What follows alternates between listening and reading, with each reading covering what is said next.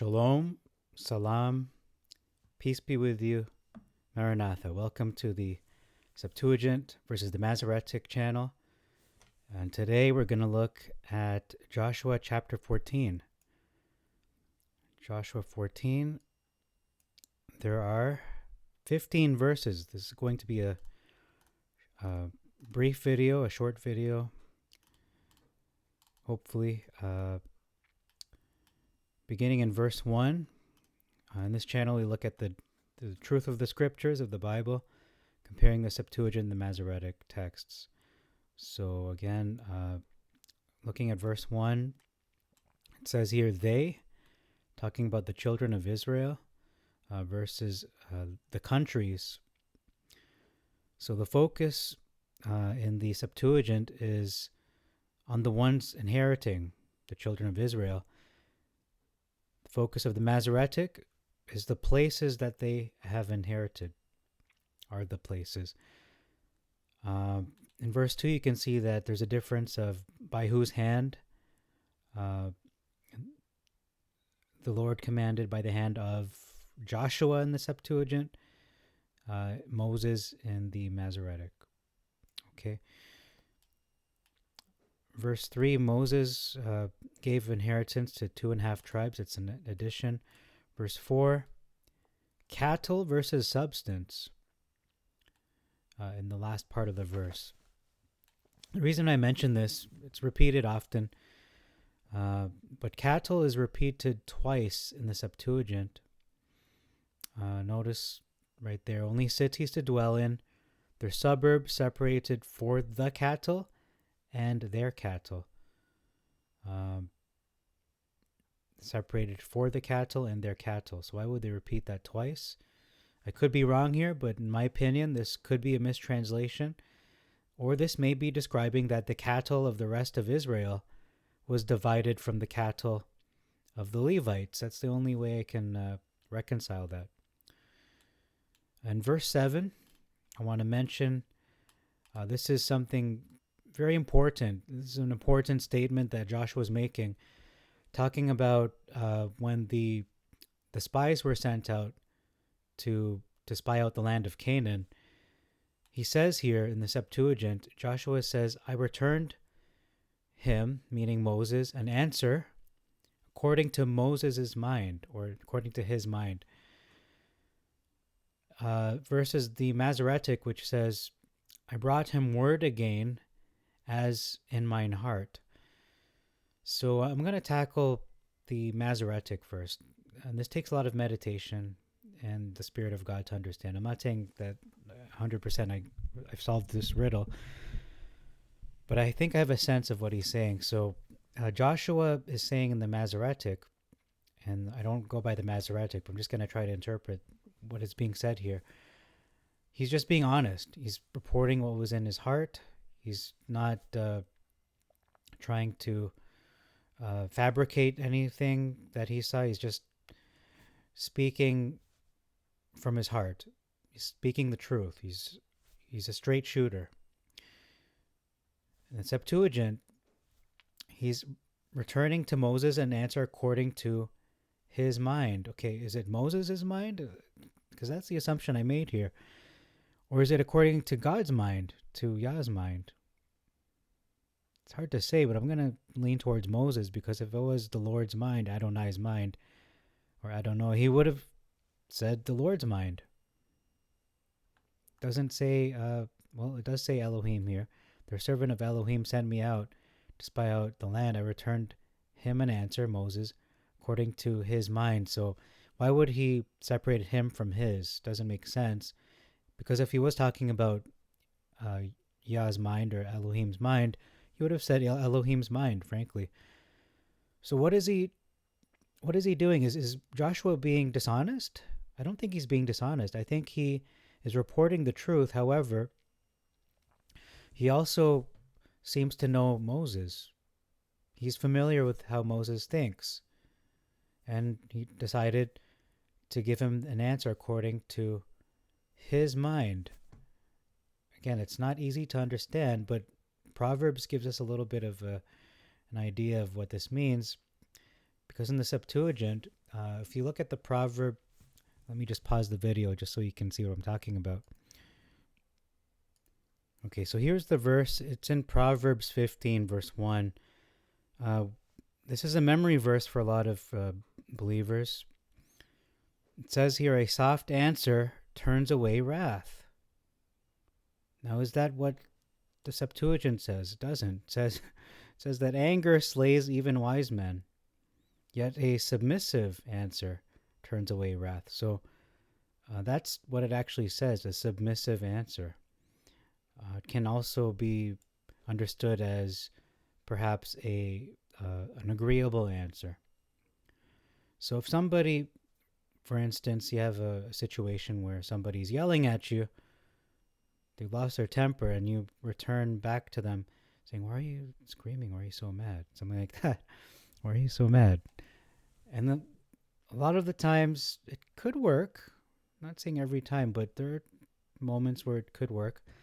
But if someone is really wanting to go to town on you and they want to, dominate you, they're not going to let up.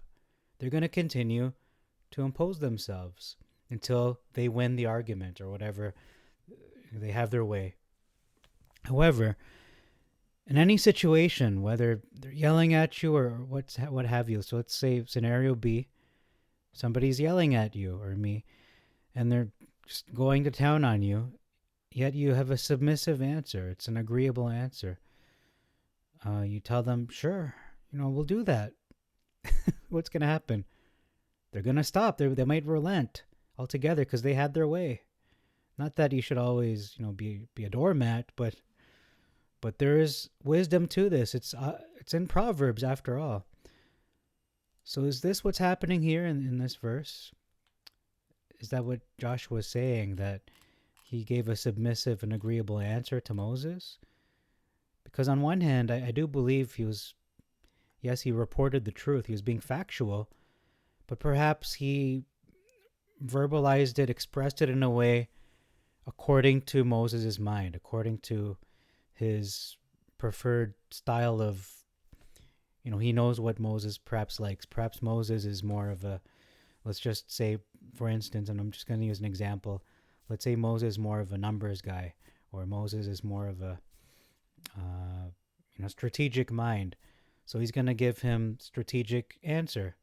Joshua will provide an answer, or provide information such as, these are the walls, these are the numbers of people, and we can overtake it, and so on. So perhaps he tailored it to Moses' mind, is what I'm trying to say here. Okay. Verse 8, so that's quite a lot to talk about just on verse 7 alone. Verse 8, turned away their heart. So these are the other spies that gave the negative report. They turned away the hearts of the people. They just wanted to go back to Egypt, didn't they? In the Masoretic, it says the heart of the people melted, or made their heart melt. That's very just emotional, but this is more factual as to what happened. Their hearts were turned away. They just were turned off. I applied myself. This is Joshua continuing on. I applied myself to follow Yah, my Elohim. Versus, I wholly followed Yah, my Elohim. So I 100% followed him. I don't think anyone has done that except for the Son of God, Yeshua. So he applied himself. It was on his heart. He applied his self, whether it's his body, his will. He applied himself. He committed to following Adonai. Verse 9, continuous difference. Look at verse 8. You'll see that applied. You have applied yourself. So Moses swore in that day, speaking to Joshua, you have applied yourself. So he's confirming what Joshua had said. Verse 11, I am still strong. Versus, yet I strong. So this is interesting that not so much a difference, but more of an observation that similarly, when just as Moses he had his vigor, he had his strength at his old age, Joshua too. Same situation with him. He's 85 years old. This is the 45th year since Yah spoke that word to Moses. So Joshua is 85 years old, and he's still strong as when the day when Adonai sent him when he was, I'm going to say 20, 30s. So he kept, the Lord, Adonai, Hashem, Elohim preserved his strength. Now that's something we can learn just in our own lives.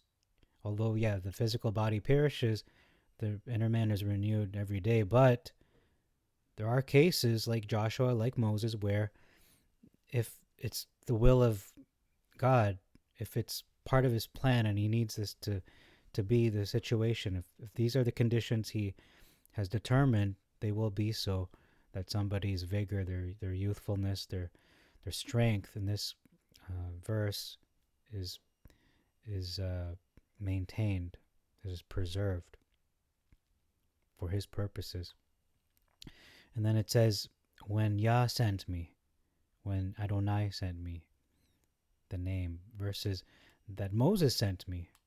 So we can see Joshua is attributing this direction, these directives, these orders to not simply the man Moses, but it really is Adonai. It is Yah who spoke, who ordered him, and Moses was kind of like either the intermediary, or he simply just acknowledges the source of all these directives. Verse 12, and now the Anakim are there, cities great and strong. Okay. Interesting. The Anakim are there.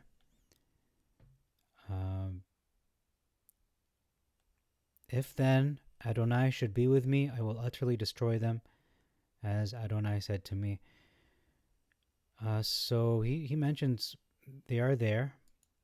So they may not have been there before. I'm not sure. I'm not sure how to understand this verse. I'm not going to pretend to understand it. Verses in the Masoretic, it says here, for you heard in that day how the Anakim there. So that was inserted. That's not really in the original text. How the Anakim's there. So they are there. But if we're going by the insertion, then they were there. And are they still there is the question.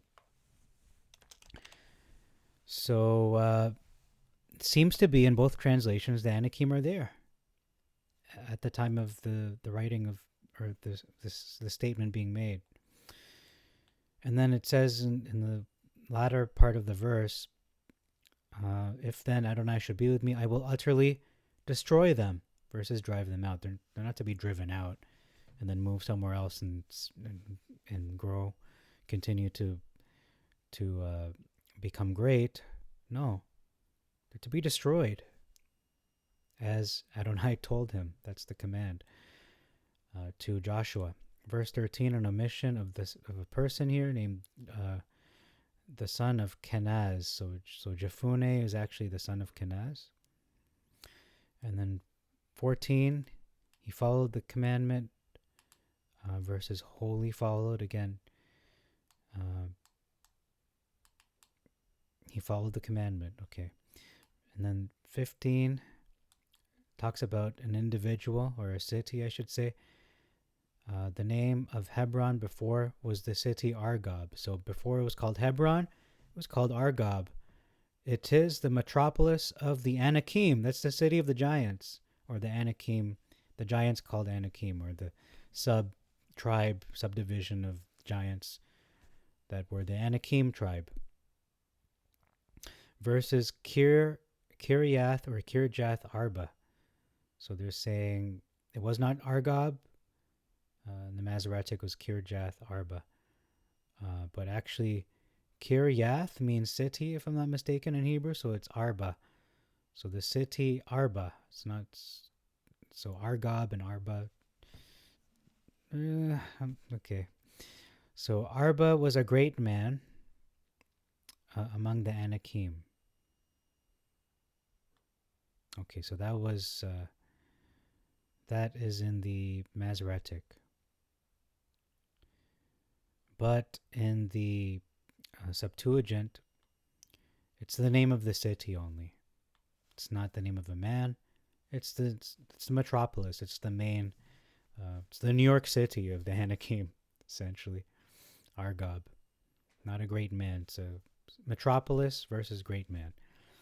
And that's it. That's it for this chapter. Thank you very much for your time. Uh, please give this video a thumbs up if you want more content like this. If you don't like content like this, give a thumbs up to the narrative videos that I'm doing in the Book of Jubilees. If you like that content more, or if you like both, thumbs up both. That would be great. But in any case, it would help me to determine. Uh, Not that I'm going to change the content of this channel, but if you like the way I presented today, perhaps it's a little bit louder, it's more enthusiastic. I find when I listen to my videos, some of them are a little low key. It's because when I'm wearing the headphones, at least everything's magnified, so it sounds so much louder. So I feel like I should tone down the voice a little bit. But I feel like maybe this is a little more lively. So give it a thumbs up for that reason if you like, or make a comment if that's the way you'd like to do that. But in any case, I thank you very much for your time. Also, please subscribe to the channel as well. Every little addition to the subscribe count helps immensely and would help to spread these truths about the scriptures, whatever your opinion is on whether they've been corrupted or the Septuagint, is what Jesus or Yeshua used.